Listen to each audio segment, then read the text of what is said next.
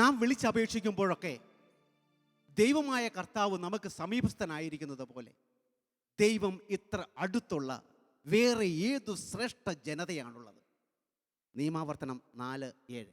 അതേ പ്രിയപ്പെട്ടവരെ, വിളിച്ചാൽ വിളി കേൾക്കുന്ന, ചോദിച്ചാൽ മറുപടി നൽകുന്ന, കരയുന്നവരുടെ ഒപ്പം നിന്ന് കണ്ണീരൊപ്പുന്ന വേറെ ഏത് ദൈവമാണ് ഉള്ളതെന്ന് വചനം നമ്മോട് ചോദിക്കുന്നു. നാം അത്രമാത്രം അനുഗ്രഹീതരാണ്. നാം ചോദിച്ചാൽ മറുപടി നൽകാൻ, നമ്മുടെ ആകുലതകൾ ഏറ്റെടുക്കാൻ നമുക്കൊരു നല്ല ദൈവമുണ്ട് എന്നതാണ്. അത് അനുഭവിച്ചറിയാനുള്ള വലിയ കൃപ ദൈവം എനിക്ക് നൽകിയിരുന്നു. കഷ്ടതയുടെ ചൂളയിൽ നിന്നെ ഞാൻ ശോധന ചെയ്തു, എനിക്ക് വേണ്ടി, അതെ എനിക്ക് വേണ്ടി മാത്രം. യെശയ്യാ 48:10. 2013 മുതൽ 3 വർഷക്കാലം കഷ്ടതയുടെ ചൂളയിലൂടെ എൻ്റെ ദൈവം എന്നെ കടത്തിവിടുകയായിരുന്നു അവന് വേണ്ടി. ബാഹ്യലോകവുമായി ബന്ധപ്പെടാതെ ഏകദേശം 3 വർഷക്കാലം ക്യാൻസർ എന്ന രോഗത്തിൻ്റെ അടിമയായി സഹനത്തിൻ്റെ തീച്ചൂളയിലൂടെ കടന്നു പോകുന്ന സമയത്ത് ഞാൻ ഒരു നിമിഷം എൻ്റെ ദൈവത്തോട് പറഞ്ഞു, ദൈവമേ, അങ്ങ് ദാനമായി തരുന്ന ഈ 2ാം ജന്മം അങ്ങയുടെ മഹത്വത്തിനായി ഞാൻ വിനിയോഗിക്കാൻ എന്ന് വാക്ക് കൊടുത്ത നിമിഷം തൊട്ട് അത്ഭുതകരമായ മാറ്റം എൻ്റെ ജീവിതത്തിൽ സംഭവിച്ചു. അവന് കൊടുത്ത വാക്ക് പാലിച്ചുകൊണ്ട് അന്നു മുതൽ വചനം നിരന്തരം പഠിക്കാനും വചനം മറ്റുള്ളവരോട് പങ്കുവെക്കാനും എൻ്റെ സമയത്തെ ഞാൻ ചെലവഴിച്ചുകൊണ്ടിരിക്കുന്നു. കർത്താവേ, ദാവീദിൻ്റെ പുത്ര, ഞങ്ങളിൽ കനിയണമേ. മത്തായി 20:30. കർത്താവേ, ദാവീദിൻ്റെ പുത്ര, ഞങ്ങളിൽ കനിയണമേ. ഈ വചനം വായിച്ച അവസരത്തിൽ പെട്ടെന്ന് എൻ്റെ ചിന്തയിലേക്ക് കടന്നു വന്നത്, ആരാണ് ഈ ദാവീദ്? ഇത്രമാത്രം മഹത്വത്തിലേക്ക് ഉയർത്തിയ ഈ ദാവീദ് ആരാണ്? ദാവീദിനെ കുറിച്ച് പഠിക്കുമ്പോഴാണ് ഞാൻ മനസ്സിലാക്കിയത്, വചനത്തിൽ എഴുതിയിരിക്കുന്നതിൽ ഏറ്റവും വലിയ പാപിയാണ് ഈ ദാവീദ്. ദാവീദ് ഒരു ഇടയ ചെറുക്കനായിരുന്നു. ദൈവശക്തി അവനിലേക്ക് സന്നിവേശിപ്പിക്കപ്പെട്ടപ്പോൾ അത്ഭുതകരമായ കരുത്ത് അവന് കിട്ടി. ഒരു രാജ്യം മുഴുവൻ ഭയപ്പെട്ട ഒരു മല്ലനെ ഒരു കല്ലുകൊണ്ട് എറിഞ്ഞു വീഴ്ത്തിയവനാണവൻ. അങ്ങനെ ദൈവം അനുനിമിഷം അവനെ മഹത്വത്തിലേക്ക് ഉയർത്തി. അവസാനം രാജ്യത്തിൻ്റെ അധികാരം തന്നെ അവന് കൊടുത്തു. അങ്ങനെ സർവ്വ സൗഭാഗ്യങ്ങളിലും ദാവീദ് വാഴുന്ന സമയത്ത് അവൻ പ്രലോഭനങ്ങളിലും ആസക്തികളിലും വിട്ടുപോയി. അങ്ങനെ തൻ്റെ പടയാളികൾ യുദ്ധക്കളത്തിൽ യുദ്ധം ചെയ്തുകൊണ്ടിരിക്കുന്ന സമയത്ത് തൻ്റെ കൊട്ടാരത്തിൽ മദ്യലഹരിയിൽ മട്ടുപ്പാവിലൂടെ ഉലാത്തുന്ന സമയത്ത് അങ്ങകലെ കുളിച്ചുകൊണ്ടിരിക്കുന്ന ഒരു സുന്ദരിയായ സ്ത്രീയെ കാണാനിടയായി. അവളിൽ ആസക്തി പൂണ്ടി അവൻ അവളെ വിളിച്ചു വരുത്തി അവളുമായി പാപം ചെയ്തു.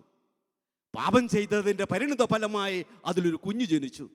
ഇത് മറ്റാരും അറിയാതിരിക്കാൻ വേണ്ടി യുദ്ധമുന്നണിയിൽ നിന്ന് അവിടെ ഭർത്താവിനെ വിളിച്ചു വരുത്തി അവിടെ അടുത്തേക്ക് പറഞ്ഞു വിട്ടു, അതിൻ്റെ ഉത്തരവാദിത്വം അവനിൽ ഏൽപ്പിച്ചു കൊടുക്കാൻ വേണ്ടി. പക്ഷേ ആ പാവം മനുഷ്യൻ അങ്ങോട്ട് പോയില്ല. അത് തിരിച്ചറിഞ്ഞ ദാവീദ് രാജാവ് അവനെ നേരെ വീണ്ടും പടക്കളത്തിലേക്ക് അയച്ചു അവിടെ വെച്ച് ചതിച്ചു കൊന്നു. മാത്രമല്ല, അതിനുശേഷം വലിയ മഹാമനസ്കതയുടെ ഉദാത്ത മാതൃകയായിക്കൊണ്ട് അവൻ ആ പടന്റെ വിധവയെ വിവാഹം കഴിച്ചു. ജനം മുഴുവൻ ഒന്നടങ്കം അവനെ സ്തുതിച്ചു പാടി.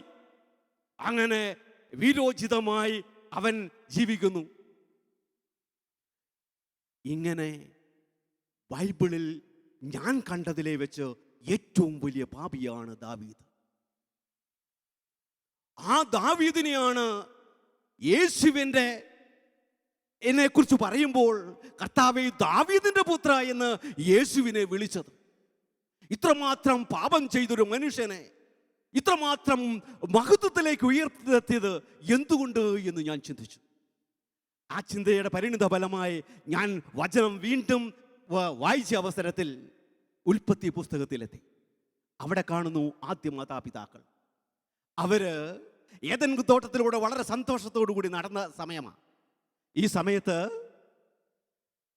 ഒരു ദിവസം സാത്താൻ പാമ്പിന്റെ രൂപത്തിൽ വന്ന് ഹവ്വയെ പ്രലോഭിപ്പിച്ചു.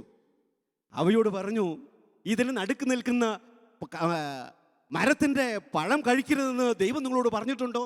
ഉണ്ട്. എന്നാൽ ഇത് കഴിച്ചാൽ മരിക്കുമെന്നല്ലേ നിങ്ങളോട് പറഞ്ഞത്? അതെ. പക്ഷെ സാത്താൻ പറഞ്ഞു, ഇത് കഴിച്ചാൽ മരിക്കുകയില്ല. നിങ്ങൾ ഇത് കഴിച്ചാൽ നീ ദൈവത്തെ പോലെയാകും, നന്മ തിന്മകൾ തിരിച്ചറിയുന്ന വ്യക്തിയായി മാറും.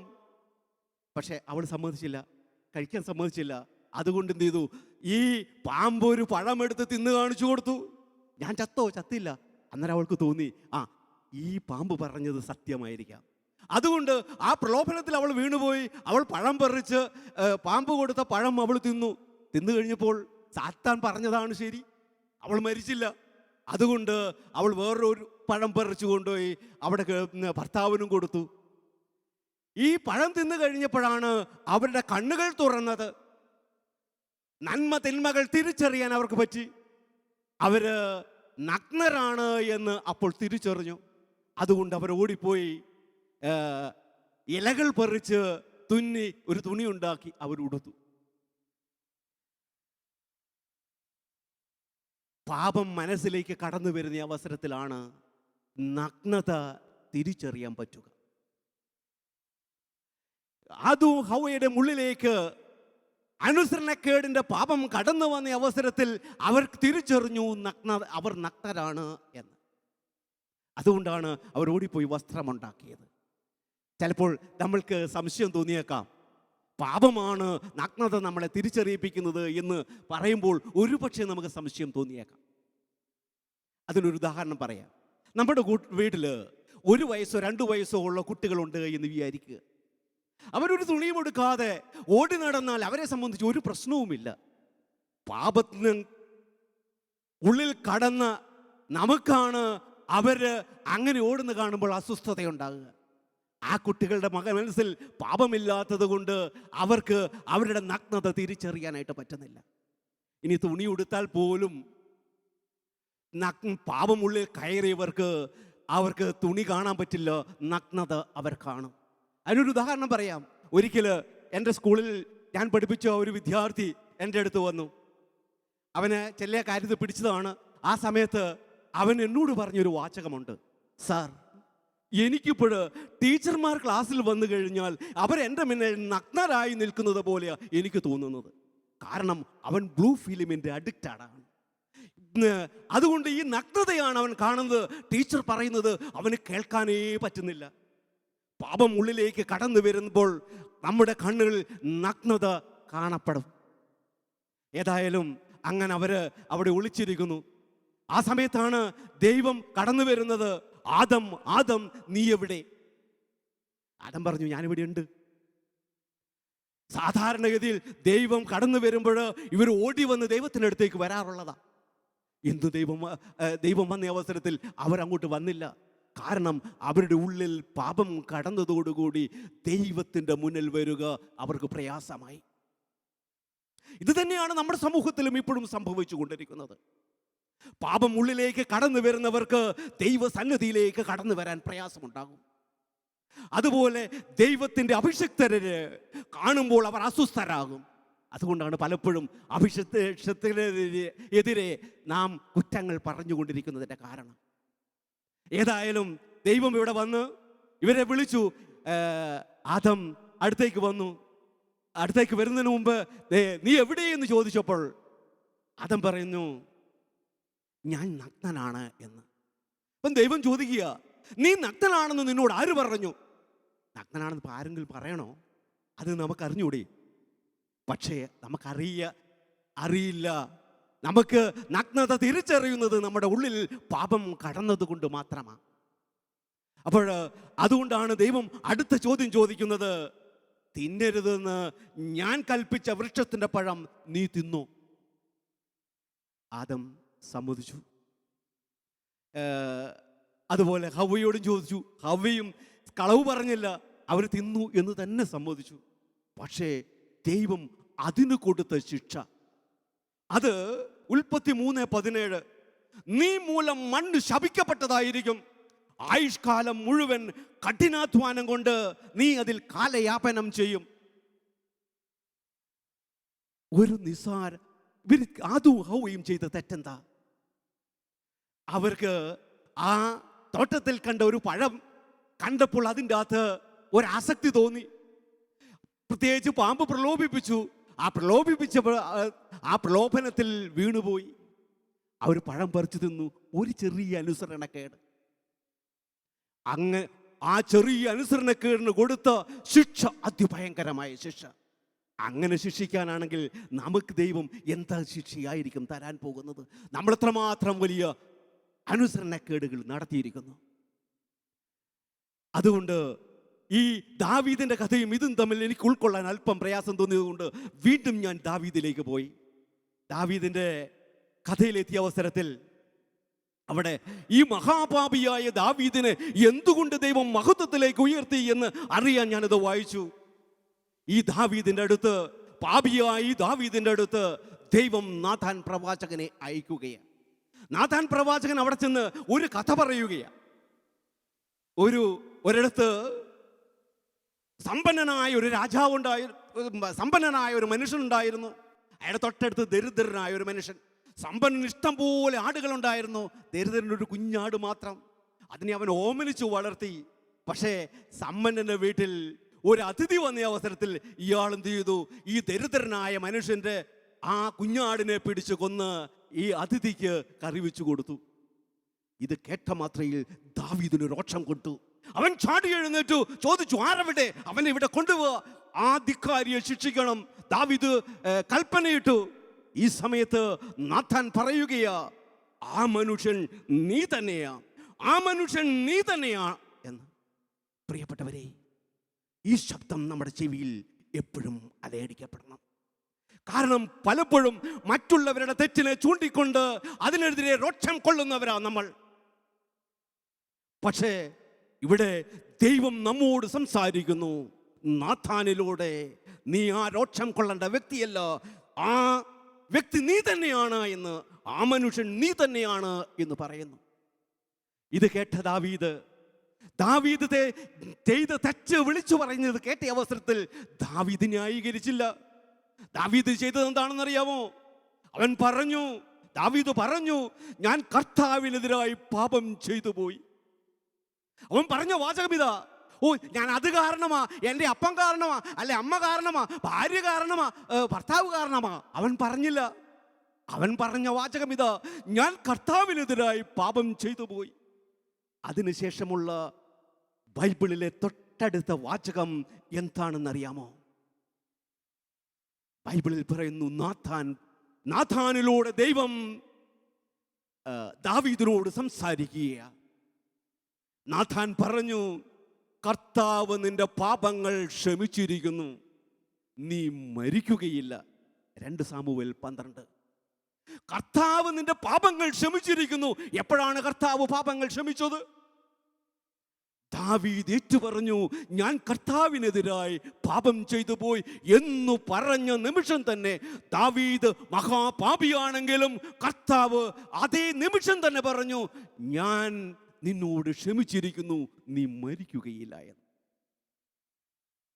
അതുകൊണ്ട് വീണ്ടും ഞാൻ ആദ്യ മാതാപിതാക്കളിലേക്ക് വന്നു. എന്തുകൊണ്ട് അവർ ചെയ്ത ഒരു ചെറിയ തെറ്റിന് ഇത്രമാത്രം വലിയ ശിക്ഷ കൊടുത്തു? ദൈവം വളരെ ശാന്തനായിട്ടാണ് ഇവർ തെറ്റ് ചെയ്തു എന്ന് അറിഞ്ഞുകൊണ്ട് തന്നെയാണ് ദൈവം ആദമിനെയും ഹൗവയെയും കാണാൻ വന്നത്. അടുത്ത് വന്ന്, ആദം നീ എവിടെ എന്ന് ചോദിച്ചു. അപ്പൊ ഞാനിവിടെ, നീ എന്താ അങ്ങനെ ഇരിക്കുന്നു? ഞാൻ നഗ്നനാണെന്ന് പറഞ്ഞു. നീ നഗ്നനാണെന്ന് എന്നോട് ആരാ പറഞ്ഞത്? ദൈവം വളരെ കാഷ്വലായിട്ടാണ് സംസാരിക്കുന്നത്, വളരെ ഫ്രണ്ട്ലിയാണ് സംസാരിക്കുന്നത്. എന്നിട്ട് ദൈവം ചോദിക്കുക, നീ തിന്നരുതെന്ന് പറഞ്ഞ പഴം തിന്നോ? ആ സമയത്ത് ഈ നമ്മുടെ പൂർവ്വപിതാവ് പറഞ്ഞ വാചകം എന്താണ് ശ്രദ്ധിക്കണം. ആദം പറഞ്ഞ വാചകം എന്താ? ആദം പറഞ്ഞു, അങ്ങ് തന്ന ഈ സ്ത്രീ തന്നതുകൊണ്ട് ഞാൻ തിന്നു, എനിക്ക് കുഴപ്പമില്ല. പകുതി കുഴപ്പം അങ്ങനും പകുതി കുഴപ്പം ഈ തന്ന സ്ത്രീക്കും, ഞാൻ തെറ്റുകാരനല്ല. ഉടനെ സ്ത്രീയോട് ചോദിച്ചു, സ്ത്രീയോട് ചോദിച്ചപ്പോൾ സ്ത്രീ എന്താ മറുപടി പറഞ്ഞത്? പാമ്പ് പ്രലോഭിപ്പിച്ചതുകൊണ്ട് ഞാൻ തിന്നു.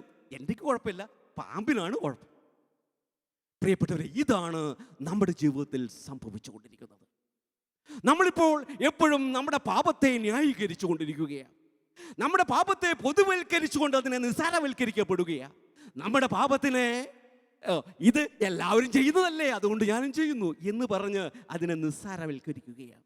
പക്ഷേ ദൈവം ഏറ്റവും വലിയ തിന്മയായി കാണുന്നത് പാപത്തിൻ്റെ ഉത്തരവാദിത്തം ഏറ്റെടുക്കാതെ അതിനെക്കുറിച്ച് അനുതപിക്കാത്തതിൻ്റെ പരിണിത ഫലമായിട്ടാണ് ഈ വലിയ ശിക്ഷ നൽകുന്നത്. ബൈബിളിനെ നിങ്ങൾ വായിച്ചു നോക്കുക, പല സ്ഥലങ്ങളിലും നിസ്സാരങ്ങളായ തെറ്റുകൾക്ക് വലിയ ശിക്ഷ കൊടുക്കുന്നത് നമ്മൾക്ക് കാണാം. എന്നാൽ വലിയ പാപികളെ ദൈവം മഹത്വത്തിലേക്ക് ഉയർത്തുന്നത് കാണാം. പാപിനിയായ സ്ത്രീ, അവൾ ജനതയെ തെറ്റിലേക്ക് നയിച്ചവള. പക്ഷേ ഒരു നിമിഷം ദൈവത്തെ തിരിച്ചറിഞ്ഞപ്പോൾ ഞാൻ പാപിയാണ് എന്ന് ഏറ്റുപറഞ്ഞ അവസരത്തിൽ ദൈവം അവളെ പുറത്തു.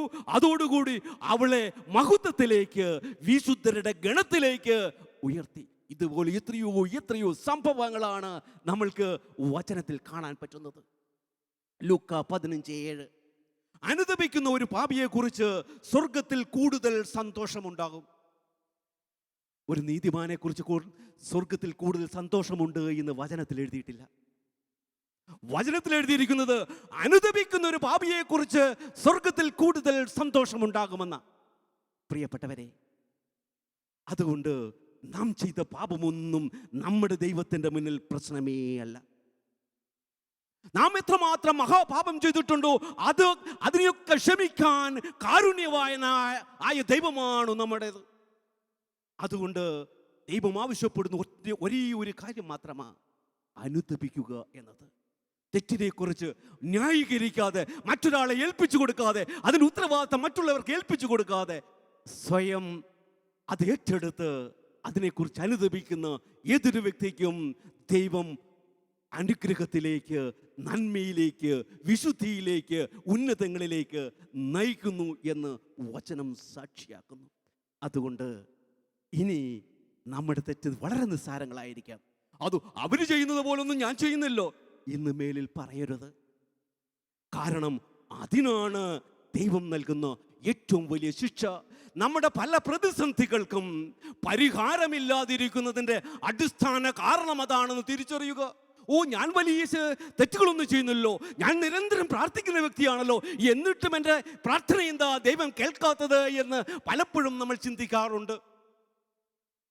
പക്ഷെ കാരണം ഇതാ, നാം പലപ്പോഴും നമ്മുടെ ചെറിയ തെറ്റുകൾ അതിനെ ന്യായീകരിച്ച് അത് തെറ്റല്ല എന്ന ബോധ്യത്തിൽ നമ്മൾ ജീവിക്കുന്നു. അതുകൊണ്ട് കൃപ നമ്മളിലേക്ക് ഒഴുകാതെ പോകുന്നു എന്നതാ സത്യം. അതുകൊണ്ട് പ്രിയപ്പെട്ടവരെ, ഒരിക്കലും നമ്മുടെ തെറ്റിനെ ന്യായീകരിക്കരുത്. ഫരിസേയന്റെ പ്രാർത്ഥന പോലെ നാം പ്രാർത്ഥിക്കരുത്. ഫരിസേയൻ ഇങ്ങനെ പ്രാർത്ഥിച്ചു: ദൈവമേ, ഞാൻ നിനക്ക് നന്ദി പറയുന്നു, ഞാൻ അക്രമികളും നീതിരഹിതരും വ്യഭിചാരികളുമായ മറ്റു മനുഷ്യരെ പോലെയോ ഈ ചുങ്കക്കാരനെ പോലെയോ അല്ല. പലപ്പോഴും നമ്മുടെ പ്രാർത്ഥന അങ്ങനെയാ. എന്നാൽ ആ ചുങ്കക്കാരനാകട്ടെ ദൂരെ നിന്ന് സ്വർഗത്തിലേക്ക് കണ്ണുകൾ ഉയർത്താൻ പോലും ധൈര്യപ്പെടാതെ മാറത്തടിച്ചുകൊണ്ട് ദൈവമേ, പാപിയായി എന്നിൽ കനിയണമേ എന്ന് പ്രാർത്ഥിച്ചു. തൊട്ടടുത്ത വചനം എന്താണെന്നറിയാമോ? ആ ചുങ്കക്കാരൻ കൂടുതൽ നീതീകരിക്കപ്പെട്ടവനായി തിരിച്ചുപോയെന്ന. അതുകൊണ്ട് നമ്മുടെ പ്രാർത്ഥന ചുങ്കക്കാരൻ്റെ പ്രാർത്ഥന പോലെയായി മാറണം. കർത്താവേ, അതുകൊണ്ട് ഒരിക്കലും മറ്റുള്ളവരെ കുറ്റപ്പെടുത്തിക്കൊണ്ട്, മറ്റുള്ളവരെ താരതമ്യം ചെയ്തുകൊണ്ട് നമ്മുടെ പാപങ്ങളെ ലഘൂകരിക്കപ്പെടാൻ പാടില്ല. അതിനെയോർത്ത് അനുതപിക്കുക. പരീക്ഷകൾ ക്ഷമയോടെ സഹിക്കുന്നവൻ ഭാഗ്യവാൻ. പരീക്ഷകൾ ക്ഷമയോടെ സഹിക്കുന്നവൻ ഭാഗ്യവാൻ. വചനം പറയുന്നു, യാക്കോബ് 1:12, പരീക്ഷകൾ ക്ഷമയോടെ സഹിക്കുന്നവൻ ഭാഗ്യവാൻ.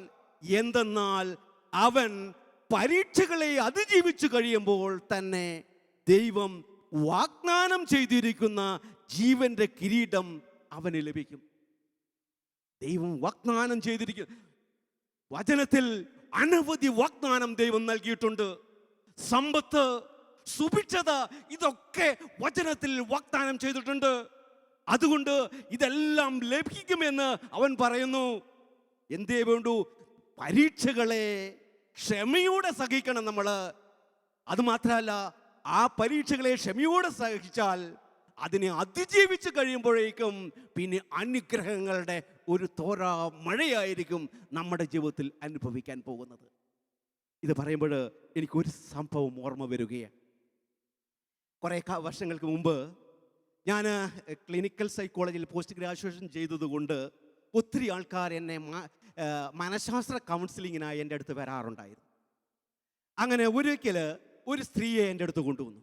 12 വർഷമായി അവർ ചിരിച്ചിട്ട്.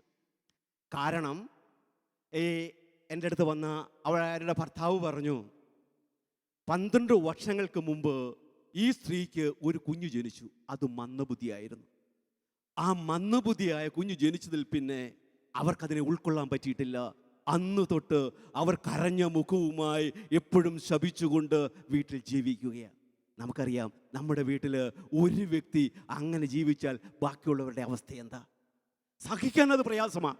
അങ്ങനെ ഈ ഭർത്താവ് ഈ സ്ത്രീയെ കൂട്ടി എൻ്റെ അടുത്ത് വന്നു. ഞാൻ എൻ്റെ അടുത്ത് ഇരുത്തി ആ സ്ത്രീയോട് ചോദിച്ചു, ഈ കുഞ്ഞ് ജനിച്ചതിന് ശേഷം നിങ്ങൾക്കുണ്ടായ അനുഗ്രഹം എന്താണെന്ന് അറിയാമോ? എന്തനുഗ്രഹം ഉണ്ടാകാൻ? ഒരു മന്ദബുദ്ധിയായ കുഞ്ഞ് ജനിച്ചാൽ കുറെ ബുദ്ധിമുട്ടുകളും കഷ്ടപ്പാടുകളും അല്ലാതെ എന്തുണ്ടാകാൻ? ഈ സ്ത്രീ എന്നോട് ഒരു മറുപടിയും പറഞ്ഞില്ല. വീണ്ടും ഞാൻ ചോദിച്ചു, ഈ കുഞ്ഞ് ജനിച്ചതിന് ശേഷം നിങ്ങളുടെ കുടുംബത്തിൽ മറ്റാർക്കെങ്കിലും കാര്യമായ ഒരു രോഗമുണ്ടായിട്ടുണ്ടോ? ഉടനെ ആ സ്ത്രീ പറഞ്ഞു, ഇല്ല, മറ്റാർക്കും രോഗങ്ങളൊന്നും ഉണ്ടായിട്ടില്ല. വീണ്ടും ഞാൻ ചോദിച്ചു, ഈ കുഞ്ഞ് ജനിച്ചതിന് ശേഷം നിങ്ങളുടെ കുടുംബത്തിൽ എന്തെങ്കിലും സാമ്പത്തികമായ ബുദ്ധിമുട്ടുണ്ടായിട്ടുണ്ടോ? ആ സ്ത്രീ പറഞ്ഞു, ഞങ്ങളുടെ കുടുംബത്തിൽ സാമ്പത്തികമായ ബുദ്ധിമുട്ടൊന്നും ഉണ്ടായിട്ടില്ല. വീണ്ടും ഞാൻ ചോദിച്ചു, ഈ കുഞ്ഞ് ജനിച്ചതിന് ശേഷം നിങ്ങളുടെ കുടുംബത്തിലെ മറ്റു മക്കളെല്ലാം പഠിക്കാൻ ബഹുമിടുക്കരായില്ലേ? അവർ പറഞ്ഞു, മറ്റു മക്കളെല്ലാം പഠിക്കാൻ ബഹുമിടുക്കരാ. വീണ്ടും ഞാൻ ചോദിച്ചു, നിങ്ങളുടെ കുടുംബത്തിൽ എല്ലാ ദുഃഖ ദുരിതങ്ങളും ഏറ്റെടുത്ത് നിങ്ങളുടെ കുടുംബത്തിലെ ഉണ്ടാകാനിരുന്ന എല്ലാ രോഗങ്ങളും സ്വന്തം ശരീരത്തിൽ ആവഹിച്ചെടുത്ത് ആ കുടുംബത്തിലുള്ള എല്ലാ വേദനകളും സ്വന്തം ശരീരത്തിൽ സ്വീകരിച്ച് ആ കുടുംബത്തിൽ എല്ലാ സമൃദ്ധിക്കും കാരണമായി ആ കൊച്ചിൻ്റെ തന്നെ സ്വന്തം ബുദ്ധി മറ്റുള്ളവർക്ക് വിതരണം ചെയ്ത് അങ്ങനെ ഒരു കുഞ്ഞ് മറ്റുള്ളവർക്ക് വേണ്ടി ആ കുടുംബത്തിൽ ജനിച്ചിരിക്കുന്നു. ഞാൻ ആ അമ്മയോട് ചോദിച്ചു, നിങ്ങളുടെ കുടുംബത്തിലെ എല്ലാ ദുഃഖ ദുരിതങ്ങളും സ്വന്തം ശരീരത്തിൽ ആവഹിച്ചെടുത്ത് മറ്റുള്ളവർക്ക് രോഗങ്ങളിൽ നിന്ന് വിമുക്തി, സാമ്പത്തിക പ്രതിസന്ധിയിൽ നിന്ന് വിമുക്തി, ഈ വലിയ ബുദ്ധിശക്തി, ഇതെല്ലാം നൽകിയ ഈ കുഞ്ഞ് നിങ്ങളുടെ അനുഗ്രഹമാണോ ശാപമാണോ? നിങ്ങളുടെ അഭിപ്രായത്തിൽ എന്തായിരിക്കും? ആ കുഞ്ഞ് അനുഗ്രഹമാണോ ശാപമാണോ? ആ അമ്മ 12 വർഷങ്ങൾക്ക് ശേഷം അന്നാദ്യമായി പറഞ്ഞു, ആ കുഞ്ഞ് ഞങ്ങളുടെ അനുഗ്രഹമാണ്. ആ 12 വർഷങ്ങൾക്ക് ശേഷമാണ് അന്നാദ്യമായി ആ അമ്മ ചിരിച്ചത്. പ്രിയപ്പെട്ടവരെ, ഇത് പറയുമ്പോൾ എനിക്കൊരു മറ്റൊരു കാര്യം പറയാൻ വേണ്ടിയിട്ടാണ് ഇത് ഞാൻ പറഞ്ഞത്. ഒരു കുടുംബത്തിൽ, ആ കുടുംബത്തിലെ ദുഃഖ ദുരിതങ്ങൾ ഏതെങ്കിലും ഒരു വ്യക്തി പരാതികളില്ലാതെ സ്വീകരിക്കപ്പെട്ടാൽ ആ കുടുംബങ്ങൾ അനുഗ്രഹിക്കപ്പെടും. ഒരു ഉദാഹരണത്തിന്, നിങ്ങളുടെ തന്നെ ചുറ്റുപാടിലേക്ക് ഒന്ന് ശ്രദ്ധ കൊണ്ടുപോകും. നിങ്ങൾ കണ്ടിട്ടുണ്ടാകാം, ചില അനുനിമിഷം അനുഗ്രഹിക്കപ്പെടുന്ന ചില കുടുംബങ്ങളെ കണ്ടിട്ടുണ്ട്. എന്തെടുത്താലും അവർക്ക് ലാഭമാണ്. മക്കളൊക്കെ നന്നായിട്ട് പഠിക്കുന്നു, പഠിച്ചു കഴിഞ്ഞാൽ അന്നേരം ജോലി കിട്ടുന്നു. അവരിറങ്ങിത്തിരിക്കുന്ന മുഴുവൻ സ്ഥലങ്ങളിലും അനുഗ്രഹിക്കപ്പെടുന്ന ചില കുടുംബങ്ങളെയെങ്കിലും നിങ്ങൾ കണ്ടിട്ടുണ്ടാവും. എന്നാൽ മറ്റു ചില കുടുംബങ്ങളുണ്ട്, അവര് എന്ത് ചെയ്താലും നഷ്ടമാണ്. എപ്പോഴും പ്രതിസന്ധിയാ. ഒരാൾക്ക് രോഗം വന്ന് ആശുപത്രി പോയി ചികിത്സിച്ച് വീട്ടിലെത്തുമ്പോഴത്തേക്ക് വേറെ ഉരുണ്ട് കെട്ടി വീണ് കാലൊടിഞ്ഞ് വീണ്ടും അതിനെ കൊണ്ട് ആശുപത്രി പോകുന്നത്. അവര് ഏത് പ്രവൃത്തിയിലേക്ക് ഇറങ്ങിയാലും അതൊക്കെ നഷ്ടങ്ങളാണ്. അങ്ങനെ നിരന്തരം സഹനങ്ങളിലൂടെ കടന്നു പോകുന്ന, പ്രതിസന്ധികളിലൂടെ കടന്നു പോകുന്ന ചില കുടുംബത്തെയും നിങ്ങൾ കണ്ടിട്ടുണ്ടാകും. ഉണ്ടോ ഇല്ലയോ? ഉണ്ട്. എന്താണ് ഈ രണ്ട് കുടുംബങ്ങൾ തമ്മിലുള്ള വ്യത്യാസം? ഈ രണ്ട് കുടുംബങ്ങൾ തമ്മിൽ എന്താണ് വ്യത്യാസം? ഒരു കുടുംബം നിരന്തരം അനുഗ്രഹിക്കപ്പെടുന്നു, മറ്റൊരു കുടുംബം നിരന്തരം പ്രതിസന്ധികളിലൂടെ, സഹനങ്ങളിലൂടെ കടന്നു പോകുന്നു. എന്താണ് ഈ കുടുംബങ്ങൾ തമ്മിലുള്ള വ്യത്യാസം? ഇനി ഞാൻ പറയുന്നത് ശരിയാണോ എന്ന് നിങ്ങളുടെ ചുറ്റുപാടുമുള്ള കുടുംബങ്ങളിലേക്ക് ശ്രദ്ധ വിട്ടിട്ട് പറയുന്നത് ശരിയാണോ എന്ന് ആലോചിച്ചു നോക്കുക. നിരന്തരം അനുഗ്രഹിക്കപ്പെടുന്ന കുടുംബത്തിൽ കുറഞ്ഞത് ഒരാളെങ്കിലും ആ കുടുംബത്തിലെ എല്ലാ സഹനങ്ങളും ആരോടും പരാതി പറയാതെ സ്വയം സ്വീകരിച്ച് ഈശോയുടെ തിരുമുറിവുകളോട് ചേർത്ത് പിതാവിന് സമർപ്പിക്കാൻ ആ കുടുംബത്തിൽ ഒരു വ്യക്തിയെങ്കിലും ഉണ്ടായിട്ടുണ്ട്. അതിൻ്റെ പരിണിത ഫലമാണ് പിൻതലമുറ അനുഗ്രഹിക്കപ്പെട്ടത്. ശരിയാണോ എന്ന് നിങ്ങളൊന്ന് അന്വേഷിച്ചു നോക്കണം. പ്രിയപ്പെട്ടവരെ, ഒരു കുടുംബത്തിൽ ആരെങ്കിലും സഹനങ്ങൾ പരാതികളില്ലാതെ ഏറ്റെടുക്കാൻ തയ്യാറായാൽ ആ കുടുംബം അനുഗ്രഹിക്കപ്പെടും. അതുപോലെ നിരന്തരം സഹനങ്ങളിലൂടെ കടന്നു പോകുന്ന കുടുംബത്തിന്റെ പ്രത്യേകത എന്തെന്ന് നോക്ക്. അവിടെ സഹനങ്ങളില്ലാഞ്ഞിട്ടല്ല, ഇഷ്ടംപോലെ സഹനങ്ങളുണ്ട്. പക്ഷേ ആ സഹനങ്ങളെ ആരും സ്വയം സ്വീകരിക്കാൻ തയ്യാറല്ല. ഇത് ഈ അമ്മായിപ്പൻ അയാളുടെ കുട്ടി കൊണ്ടാണ് ഞങ്ങൾ ഇങ്ങനെ ആയിപ്പോയത്, അല്ലെങ്കിൽ അമ്മായിമ്മ പറയുന്ന വാക്കുകൊണ്ടാണ് ഞങ്ങൾ ഇങ്ങനെ ആയിപ്പോയത്.